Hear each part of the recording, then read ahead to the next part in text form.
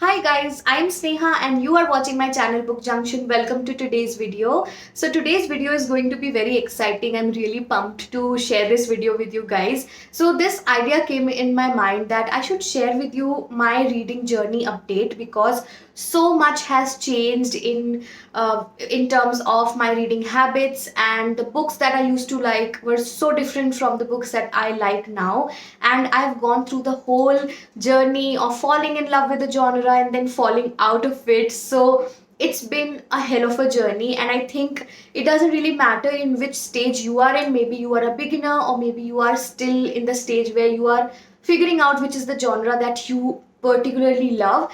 I think you will definitely relate to this video, at least some part of it. So I'm really excited for today's video. But first I want to talk to you guys about Dream, which is a reading app. Reading apps make reading so convenient for you. You could be outside standing in a queue, or you could be traveling. If you have some time in your hand, you can just pull out your phone and start reading a novel on the reading app Dream. So there are so many original stories on the app as of now, and the best part is that it is focused on female readers a lot. Now I want to particularly talk about this one particular novel that I recently read on Dream, which is The Defiant Mate by Jennifer Francis. Now this story is about a she wolf, and this is what I love so much about the Dream app, because usually when it comes to a werewolf story, it's usually focused on the alpha, but in on Dream app you will find so many werewolf stories that are all about she wolves, which makes it super amazing. So the Defiant Mate is about a she wolf who ends up offending the future alpha of her pack and the future Luna of her pack, and that's why she is banished from her own pack. And this is why she ends up living in the human world, and she is living a good life. She is continuing her career as a divorce lawyer, but after 6 years she receives a letter from her pack and they are asking her to come back, but she doesn't want to go back because she is so disappointed in them because of the way she was treated and because she was banished. So she doesn't want to go, but the alpha of the pack wants her back really badly and is trying everything to get her back. So if you want to know more about the story, what happens if she goes back, and if she goes then what happens, then definitely read it on the Dream app. The link of the app is given in the description box and also in the comments, and it's a great story. The writing style is also very simple, very beginner friendly. You can also share your thoughts and feedback with the author so they can come up with an episode that caters to your reading needs particularly. So I think it's overall Dream app is definitely something you should check out. The links are in the description and comments. Alright, so now let's get into the reading journey update that I was talking about.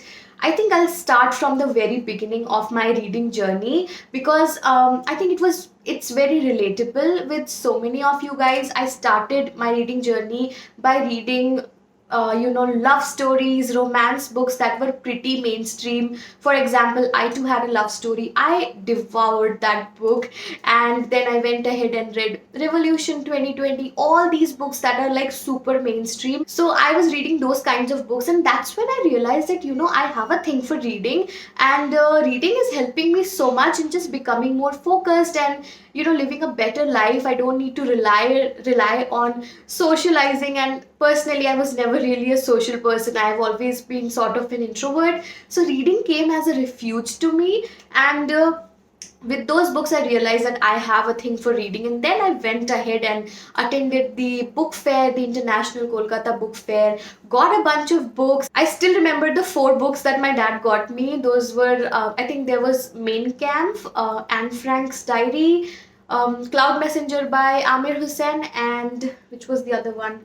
And Collected Stories of Rabindranath Tagore. These were the 4 books that I got for myself. Those were the first 4 books ever that I got. Then I went ahead. My first Amazon purchase was To Kill a Mockingbird by Harper Lee. I actually read that book very much in the beginning of my reading journey. I loved that book, and slowly I realized that I want to read better books because I want to be more knowledgeable and just kind of expand my horizons when it comes to my thought process and thinking. And that's when I started, googling what are the 100 books that you should read, what are the books that one should read in their lifetime. And I think you must have also googled such book lists. And I started preparing a bucket list of books that, okay, these are the books that I definitely want to read.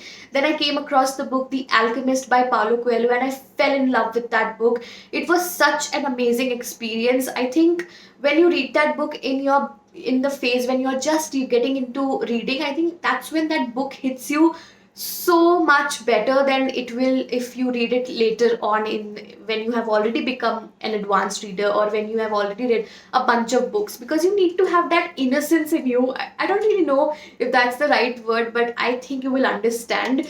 I went ahead and got the whole box set of Paulo Coelho's books, and some of them I loved, but most of them I did not enjoy. I loved Alchemist, and I loved Veronica Decides to Die, 11 Minutes, and a few more books, but most of them I did not enjoy as much. But of course, an author comes up with a bunch of books, you're not going to enjoy all of them, right? So I realized that, okay, I cannot just blindly follow one author.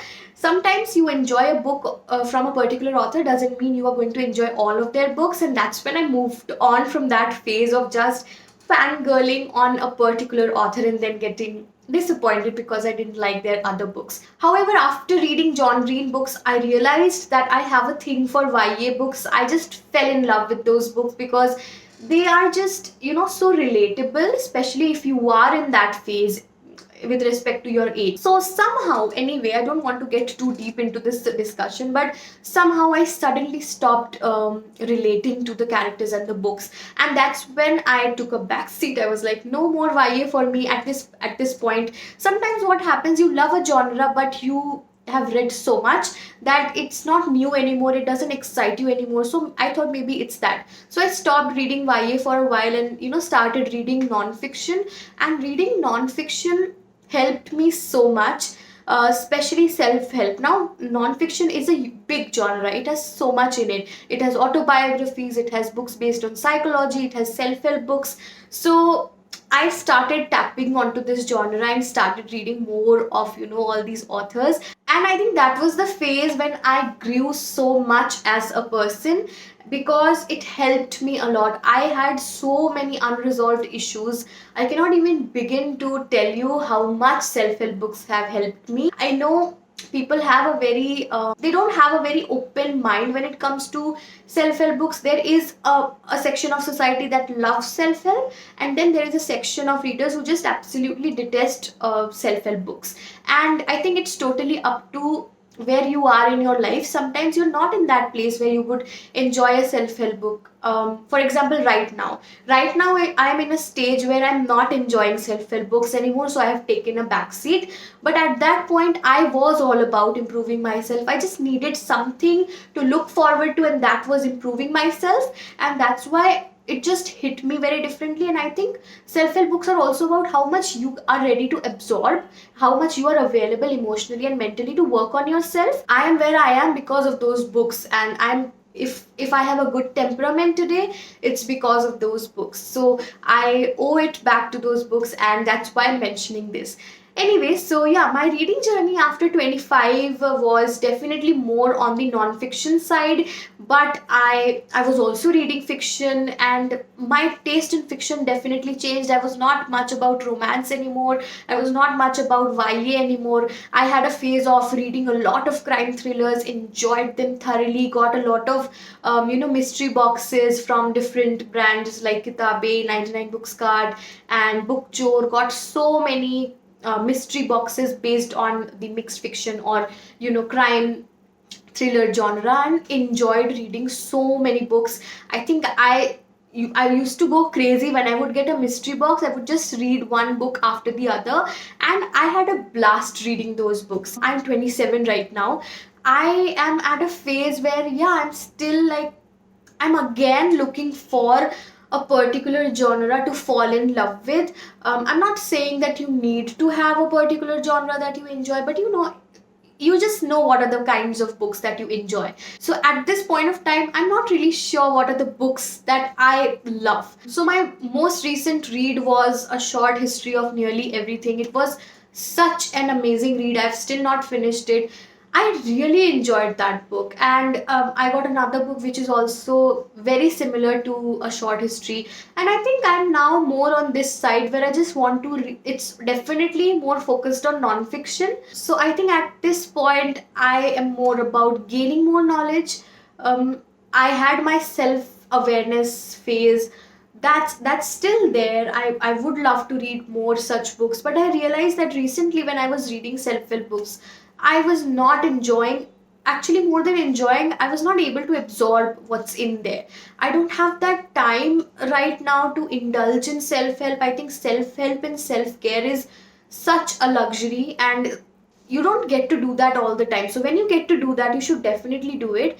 At this point of time, I have so much going on. I really don't think I have time for that or the emotional bandwidth to do that. So I just want to read a book that will give me some knowledge. So yes, if you have any book recommendations for me, definitely share them in the comment section, and let me know if you could relate with this video. I think I am at a point where sometimes I even question myself, am I a reader anymore? Because I'm not reading as much, and I'm not even that crazy about books right now. Like, I'm not even that crazy about getting a hardcover, or like, getting filling my bookshelf. Those things used to excite me so much. Like, I remember when I was in my initial stage of reading, I wanted a library, I wanted multiple bookshelves, and I wanted to fill them with books.